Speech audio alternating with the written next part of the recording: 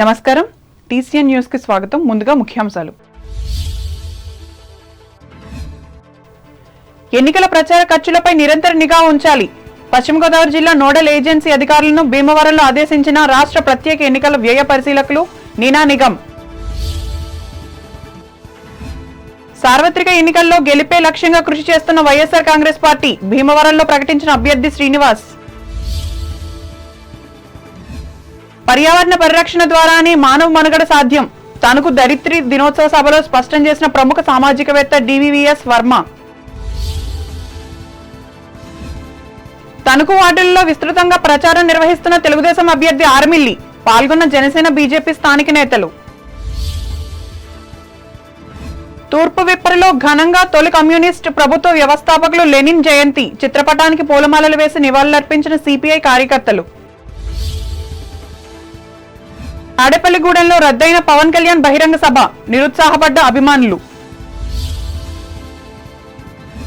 ఇంటింటా ప్రచారం నిర్వహించి ఓట్లు అభ్యర్థించిన తాడేపల్లిగూడెం వైసీపీ అభ్యర్థి సత్యనారాయణ. ఉండి ఎమ్మెల్యే అభ్యర్థిగా నామినేషన్ దాఖలు చేసిన నర్సాపురం ఎంపీ రఘురామకృష్ణరాజు. ఉమ్మడి పార్టీల కలయికతోనే ఆంధ్రప్రదేశ్ అభివృద్ధి. నిడదవోలు నియోజకవర్గంలో ప్రకటించిన బీజేపీ ఎంపీ అభ్యర్థి పురంధరేశ్వరి. రాజమండ్రి లోక్సభ వైసీపీ అభ్యర్థిగా నామినేషన్ దాఖలు చేసిన గూడూరి శ్రీనివాసులు. పెరవలి మండలంలో కార్యకర్తలతో కలిసి ప్రజలను కలుసుకున్న నిడదవోలు వైసీపీ అభ్యర్థి శ్రీనివాస్ నాయుడు. కొత్తపేట నియోజకవర్గ వైసీపీ అభ్యర్థిగా తిరిగి నామినేషన్ దాఖలు చేసిన ప్రస్తుత ఎమ్మెల్యే జగ్గిరెడ్డి. ఎన్నికల ప్రచారంలో వ్యయ పరిమితికి మించి ఖర్చు చేసే అవకాశం ఉన్న అభ్యర్థుల ఖర్చులపై నిఘా ఉంచాలని రాష్ట్ర ప్రత్యేక ఎన్నికల వ్యయ పరిశీలకులు విశ్రాంత ఐఆర్ఎస్ అధికారి నీనా నిగం ఆయా నోడల్ ఏజెన్సీ అధికారులను ఆదేశించారు. పశ్చిమ గోదావరి జిల్లా కేంద్రమైన భీమవరం కలెక్టరేట్లో సోమవారం నోడల్ అధికారులతో సీజర్ నిర్వహణ, ఖర్చుల వివరాలు, ఆడిటింగ్పై నిర్వహించిన సమీక్ష సమావేశంలో ఆమె పాల్గొని మాట్లాడారు. నామినేషన్లు ప్రారంభం అయిన దృష్ట్యా తనిఖీలు ముమ్మరం చేయాలన్నారు. సాధారణ పౌరులకు ఎటువంటి ఇబ్బందులు లేకుండా తగిన జాగ్రత్తలు తీసుకోవడం చాలా అవసరం అన్నారు.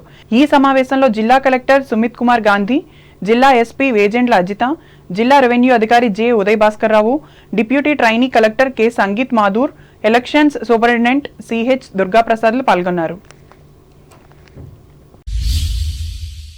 సార్వత్రిక ఎన్నికల్లో గెలిపే లక్ష్యంగా వైఎస్ఆర్ కాంగ్రెస్ పార్టీ పనిచేస్తుందని ఈ పార్టీ అభ్యర్థి భీమవరం ఎమ్మెల్యే గ్రంథి శ్రీనివాస్ తెలిపారు. భీమవరంలోని క్యాంపు కార్యాలయంలో సోమవారం ఏర్పాటు చేసిన విలేకరుల సమావేశంలో ఆయన పాల్గొని మాట్లాడారు.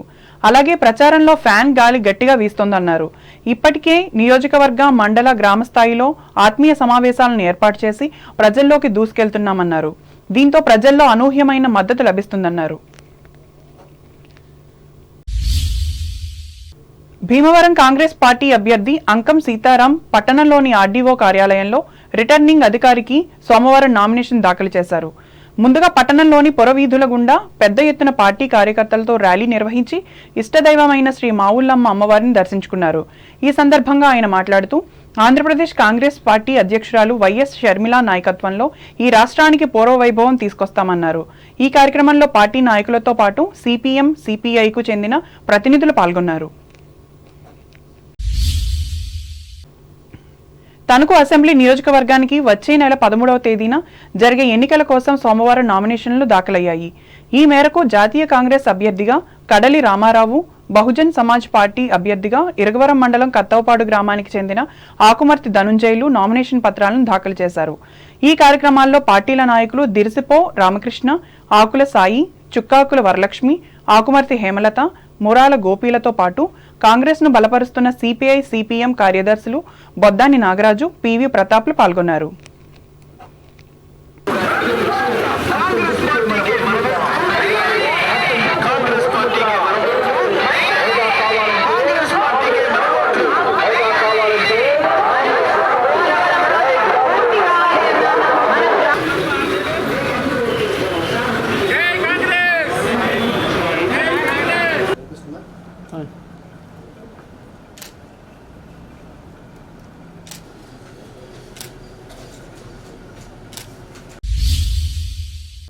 ప్రపంచ ధరిత్రి దినోత్సవాన్ని తణుకులో సోమవారం ఘనంగా నిర్వహించారు. ఇందులో భాగంగా ప్రభుత్వ, ప్రైవేట్ సంస్థల ఆధ్వర్యంలో సభలు, సమావేశాలు నిర్వహించి పర్యావరణాన్ని పరిరక్షించుకోవాల్సిన బాధ్యత అందరిపై ఉందని పిలుపునిచ్చారు. ఈ సందర్భంగా టీసీఎన్ ప్రత్యేక కథనాన్ని అందిస్తోంది. పర్యావరణం కాలుష్యాలతో నిండిపోతోంది. నీటి వనరులు కుంచుకుపోతున్నాయి. పరిస్థితులు ఇలాగే కొనసాగితే భూమి మీద మానవాళికి మిగిలేది గరసమే. ధ్వంసమవుతున్న ధరిత్రిని సరిదిద్దుకోవడానికి ఎవరి కోసమో ఎదురు చూడకుండా పర్యావరణ పరిరక్షణకు ప్రపంచవ్యాపితంగా అనేక మంది ఉద్యమాలను నిర్వహించారు. ప్రజలు స్వచ్ఛందంగా ప్రపంచ పర్యావరణాన్ని కాపాడుకోవటానికి రకరకాల కార్యక్రమాలు రూపొందించుకొని వారి వంతు కృషి సల్పుతున్నారు. ఈ మేరకు 1970 ఏప్రిల్ 22వ తేదీన తొలిసారిగా అమెరికాలో ధరిత్రి దినోత్సవాన్ని నిర్వహించారు. అప్పటి నుంచి ప్రతి ఏటా ఈ దినోత్సవాన్ని నిర్వహిస్తూ ప్రజలను చైతన్యపరుస్తున్నారు. భూగోళం జీవ వైవిధ్యానికి పుట్టినిల్లు. ప్రపంచం ఆధునికతను సంతరించుకుంటున్న కొద్దీ ప్రకృతి వనరుల వినియోగం విచక్షణారహితంగా విచ్చలవిడిగా పెరిగిపోతోంది. శిలాజ ఇంధనాల వాడకం, పారిశ్రామికీకరణలతో ఉత్పన్నమవుతున్న కాలుష్యం, అడవుల క్షయీకరణ వంటి కారణాలతో వాతావరణంలోకి హానికర కర్బన ఉద్గారాలు పెద్ద ఎత్తున విడుదలవుతున్నాయి. ఈ కర్బన ఉద్గారాలు కనీసం 300 నుంచి 1000 సంవత్సరాల పాటు వాతావరణంలో తిష్టవేసి భవిష్యత్తు తరాలకు శాపంగా తయారవుతున్నాయి. దీంతో భూతాపం పెచ్చరిల్లిపోతోంది. ఈ సమస్యను ఎప్పటికప్పుడు సరిదిద్దుకునే శక్తిని సైతం భూగోళం కోల్పోతోంది. వాతావరణ కాలుష్యం పెరిగే కొద్దీ మానవుల ఆరోగ్యంపై తీవ్ర ప్రభావం పడుతుంది. ఇప్పటికే 68% జీవజాతులకు పైగా కనుమరుగైపోయినట్లు అంచనా. ఇకనైనా మేలుకోకుంటే మానవాళి మనుగడ మరింత క్లిష్టంగా మారే అవకాశం ఉంది. దీనిని గుర్తించిన Tanuku senior citizens welfare association ఆధ్వర్యంలో ధరిత్రి దినోత్సవాన్ని ప్రత్యేకంగా నిర్వహించారు. ఈ సభలో ముఖ్య అతిథిగా పాల్గొన్న ప్రముఖ సామాజికవేత్త, దారి దీపం సంపాదకులు డివివిఎస్ వర్మ మాట్లాడుతూ పర్యావరణ పరిరక్షణకు ప్రతి ఒక్కరూ నడుం బిగించాల్సిన అవసరం ఉందన్నారు. మనకి ఈనాడు పర్యావరణానికి, ప్రధానంగా ప్రకృతికి, భూమికి చాలా ప్రమాదకరమైన పరిస్థితిలో మనం ఉన్నాం. అది ఏ రోజున ఎలా భద్రమవుతుందో కూడా తెలియని పరిస్థితిలో పడ్డాం. కానీ మనం వాతావరణం చూస్తున్నాం. వీటన్నిటి నుంచి మనం బయటపడడానికి మార్గాలు అన్వేషణ చేసుకోవాలి. చేసుకోకపోతే ప్రకృతి ఎక్కడికి పోదు. ప్రకృతిలో ఉన్న జీవులు పోతే మనుషులు పోతారు. ఇక ప్రకృతికి విరుద్ధంగా వ్యవహరించిన వాళ్ళని ప్రకృతి సహించలేదు. మానవుడికి చాలా చైతన్యం పెరిగింది, జ్ఞానం పెరిగింది. కానీ ప్రకృతి సూత్రాలు కొన్ని ఉన్నాయి, ప్రకృతి నియమాలు కొన్ని ఉన్నాయి. ఆ నియమాలకు అనుగుణంగా మనం వ్యవహరిస్తేనే మన విజ్ఞానం మనకు ఉపయోగపడుతుంది. మన విజ్ఞానాన్ని మనం వినియోగించుకోగలుగుతాం. కానీ ప్రకృతికి విరుద్ధంగా మనం వినియోగించుకుందాం అనుకుంటే మనం ఓడిపోతాం, ప్రకృతి ఓడిపోతాం. ప్రకృతి ఎప్పుడు జయిస్తానే ఉంటుంది. ఇక మనం ఓడిపోతాం. పర్యావరణానికి సంబంధించిన అనేక సమస్యలు మన ముందుకు వచ్చాయి. ప్రకృతికి ఒక జీవక్రియ ఉన్నది. ఆ జీవక్రియ ఏంటంటే దాన్ని ఎవరైనా వినియోగించుకోవచ్చు. ఆ వినియోగించుకున్న తర్వాత ఉన్న వ్యర్థాలు మళ్ళీ భూమికే చేరాలి, మళ్ళీ భూమికే చెందాలి. అలా చెందితే భూమి నిరంతరం శక్తివంతంగా, సారవంతంగా ఉంటుంది. భూమికి సంబంధించిన ధరిత్రి దినోత్సవానికి ఈసారి ఒక థీమ్ ఉంది. మనకి ప్లానెట్ వర్సెస్ ప్లాస్టిక్. 2040 నాటికి మన ప్లాస్టిక్ వినియోగాన్ని కనీసం 60% తగ్గించాలి. తగ్గించకపోతే మన భూమి మొత్తం పొల్యూట్ అవుతుంది. మన సముద్రాలు, నదులు అన్నీ పొల్యూట్ అయ్యే పరిస్థితి. ఎందుకంటే ప్లాస్టిక్స్ వ్యాప్త ప్రమాదమే కాదు, రాబోయే తరాలన్నిటికీ ప్రమాదం. దీని గురించి అందరూ మాట్లాడేవాళ్ళు. కానీ దానికి చర్యలు తీసుకోవడంలో మాత్రం ఏ ప్రభుత్వము సాహసించదు. పూర్తిగా బ్యాన్ చేయడానికి ప్రభుత్వం సిద్ధంగా లేదు. ఎందుకు సిద్ధంగా లేదంటే ప్లాస్టిక్ ఇండస్ట్రీ పెద్ద పరిశ్రమ అది. మరి ఈ ఇండస్ట్రీ అంతటినీ ఎదుర్కోవడానికి సిద్ధంగా ఉన్న ప్రభుత్వాలు. మన దేశ ప్రజలు ముఖ్యమా, పరిశ్రమ ముఖ్యమా, వ్యక్తి ముఖ్యమా, ఎన్ని సమస్యలు మనకు తెలుసు. అంటే సకల జంతుజాలానికి విపత్తులు తెచ్చేటువంటిది ప్లాస్టిక్స్ మీద ఒక పెద్ద ప్రచారాన్ని, క్యాంపెయిన్ చేయాల్సిన అవసరం ఉన్నది. సంస్థ అధ్యక్షులు అల్లూరి కరుణాకర చౌదరి అధ్యక్షతన జరిగిన ఈ సమావేశంలో మున్సిపల్ మాజీ చైర్మన్ ఆకుల వెంకటేశ్వరరావు, అసోసియేషన్ సభ్యులు ఆకేళ్ల సుబ్రహ్మణ్యం, అక్కిన కాశీ విశ్వనాథం, వడ్లమాని పార్వతులు పాల్గొన్నారు. రాష్ట్రం అభివృద్ధిని సాధించాలంటే తెలుగుదేశం, జనసేన, బీజేపీ కూటమి ద్వారా మాత్రమే సాధ్యమని భావించిన వారు తెలుగుదేశం పార్టీలో చేరడం ఆనందంగా ఉందని ఈ పార్టీ నియోజకవర్గ అభ్యర్థి, మాజీ ఎమ్మెల్యే ఆరమిల్లి రాధాకృష్ణ పేర్కొన్నారు. తణుకు నియోజకవర్గ పరిధిలోని అత్తిలి మండలం బల్లిపాడు గ్రామ నాయకులు గారపాటి నాగేశ్వరరావు ఆధ్వర్యంలో గ్రామస్తులు ఆరమిల్లి ఇంటికి విచ్చేసి పచ్చజెండా తీర్థం తీసుకున్న సందర్భంగా ఆయన మాట్లాడారు. ఎన్నికల్లో విజయం కోసం ఇదే స్ఫూర్తితో పనిచేయాలని ఆయన విజ్ఞప్తి చేశారు. అత్తిలి మండలం బల్లిపాడు గ్రామం నుండి తెలుగుదేశం, జనసేన, బీజేపీ కూటమికి మద్దతుగా గారపాటి నాగేశ్వరరావు గారు, అదేవిధంగా మరొక 30 కుటుంబాలు ఈరోజు తెలుగుదేశం పార్టీలో చేరడం చాలా సంతోషం. మరలా రాష్ట్రం బాగుపడాలన్నా, ఈ నియోజకవర్గం అభివృద్ధి చెందాలన్నా తెలుగుదేశం, జనసేన, బీజేపీ కూటమి గెలవాలని ఆకాంక్షిస్తూ ఈరోజు పెద్ద ఎత్తున తెలుగుదేశం పార్టీలో చేరుతున్నారు. ముఖ్యంగా వైఎస్ఆర్ కాంగ్రెస్ పార్టీ నుంచి పెద్ద ఎత్తున వారి కార్యకర్తలు నాయకులు కూడా తెలుగుదేశం పార్టీలో చేరటం రాబోయే ఎన్నికలకు మార్పుకి సంకేతం అని ఈ సందర్భంగా తెలియజేస్తున్నా. ముఖ్యంగా ఈరోజు రాష్ట్రం బాగుండాలన్నా, యువత భవిష్యత్తు బాగుండాలన్నా, ఈ నియోజకవర్గం అభివృద్ధి చెందాలన్నా తెలుగుదేశం, జనసేన, బీజేపీ కూటమితోనే సాధ్యమని నమ్మి ఈరోజు పెద్ద ఎత్తున ప్రజలందరూ కూడా ప్రతిరోజు కూడా తెలుగుదేశం పార్టీలో చేరడం ఈరోజు నియోజకవర్గంలో తెలుగుదేశం పార్టీ గెలుపుకి సంకేతం అని ఈ సందర్భంగా తెలియజేసుకుంటున్నాను. ఈ కార్యక్రమంలో పార్టీ నాయకులు గారపాటి బాబ్జీ, ప్రగడ నాగేశ్వరరావు, ముత్యాల నాగేశ్వరరావు, జనసేన బీజేపీ నాయకులు ఆకుల రామచంద్రారావు, దాసం ఆదియ్యలు పాల్గొన్నారు. ఇదిలా ఉండగా పట్టణంలోని 5వ వార్డులో ఆర్మిల్లి ఎన్నికల ప్రచారం నిర్వహించి ప్రజలను కలుసుకున్నారు. ఈయన వెంట మున్సిపల్ మాజీ చైర్మన్ పరిమి వెంకన్నబాబు, మాజీ vice chairman Mantrirao Venkataratnam, party పట్టణ అధ్యక్షులు కలగర వెంకటకృష్ణ, ప్రధాన కార్యదర్శి ఒమ్మి రాంబాబు, జనసేన పార్టీ పట్టణ అధ్యక్షులు కొమ్మిరెడ్డి శ్రీనివాస్, యువత అధ్యక్షులు గర్రే తులసిరాం, తెలుగు రైతు అధ్యక్షులు నల్ల భాస్కర్రావు, మున్సిపల్ మాజీ కౌన్సిలర్లు తణుకు రేవతి, తమరాపు రమణమ్మలు పాల్గొన్నారు.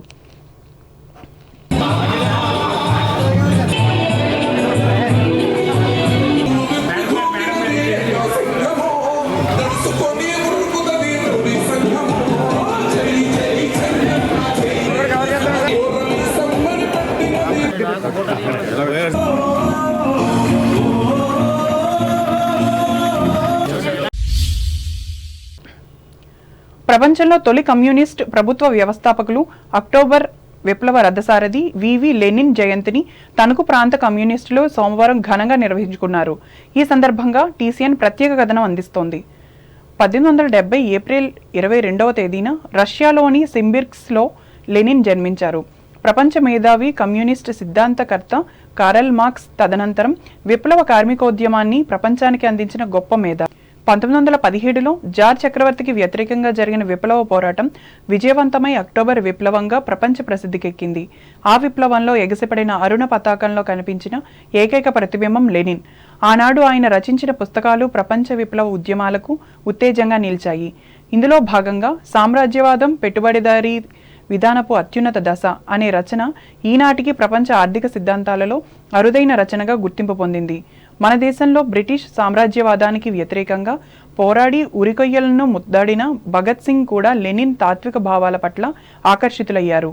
భగత్ సింగ్కి ఉరిశిక్షను అమలు చేసే ముందు జైలు అధికారులు చివరి కోరిక ఏమిటని అడగ్గా, నేను లెనిన్ జీవిత చరిత్రను చదువుతున్నాను, అది పూర్తి చేయాలనేది నా కోరిక అని భగత్ సింగ్ చెప్పిన మాటలు ఆనాటి నుంచి నేటి వరకు యువతరం గుండెల్లో ప్రతిధ్వనిస్తూనే ఉన్నాయి.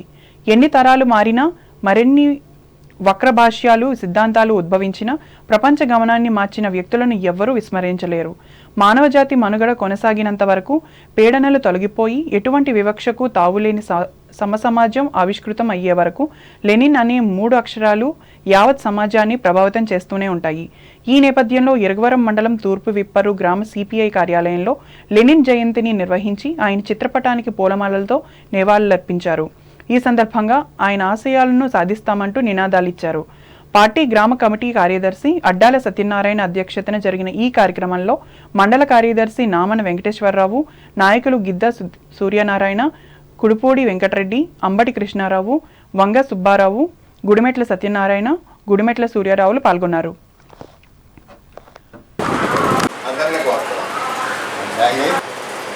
సాధిస్తాం సాధిస్తాం లెనిన్ ఆశయాలని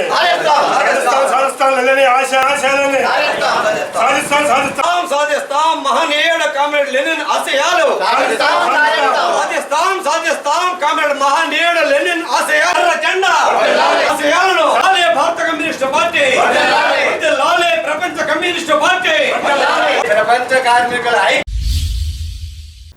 తణుకు నియోజకవర్గ వైఎస్ఆర్ కాంగ్రెస్ పార్టీ అభ్యర్థిగా పోటీ చేస్తున్న కారుమూరి వెంకట నాగేశ్వరరావును గెలిపించాలని కోరుతూ ఆయన కుమార్తె కారుమూరి దీప్తి పార్టీ కార్యకర్తలతో కలిసి 24వ వార్డులో సోమవారం ప్రచారం చేశారు. తన తండ్రిని తిరిగి గెలిపిస్తే నియోజకవర్గం ఎంతో అభివృద్ధి చెందుతుందని ఆమె హామీ ఇస్తూ ఓట్లభ్యర్థించారు. ఈమె వెంట మహిళా అధ్యక్షురాలు నోకల కనకదుర్గ, వార్డు నాయకులు ఆకుల కిరణ్, చేసెట్టి చిన్ని, బండి సతీష్, ఆనందం శ్రీనివాస్, సప్పా సత్యనారాయణలు ఉన్నారు.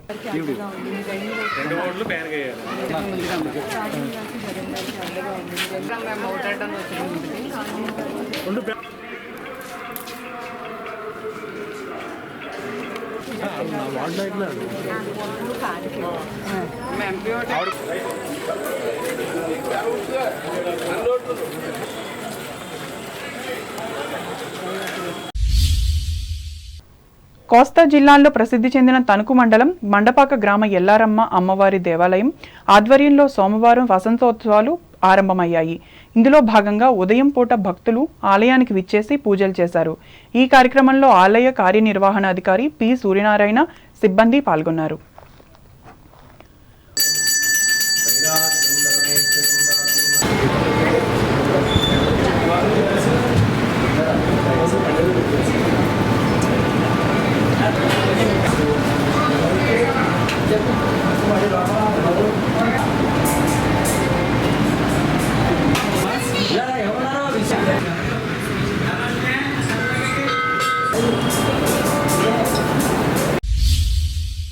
తాడేపల్లిగూడెంలో సోమవారం ఏర్పాటు చేసిన పవన్ కళ్యాణ్ బహిరంగ సభ రద్దయింది. హెలికాప్టర్లో ఏర్పడిన సాంకేతిక లోపాల వల్ల జిల్లాలోని 2 సభలు రద్దయినట్లు జనసేన నియోజకవర్గ ఇన్ఛార్జ్ బొలిశెట్టి శ్రీనివాస్ తెలిపారు. త్వరలో బహిరంగ సభ ఏర్పాటు చేస్తామని, తర్వాత తేదీలు ప్రకటిస్తామన్నారు. దీంతో జిల్లాలోని పలు ప్రాంతాల నుంచి వచ్చిన జనసేన కార్యకర్తలు, నాయకులు వెనుతిరిగారు. తెలుగుదేశం పార్టీ నుంచి, బీజేపీ పార్టీ నుంచి కూడా నాయకులు, కార్యకర్తలు భారీగానే తరలివచ్చారు. ఇప్పుడు వాణిజ్య ప్రకటనలు.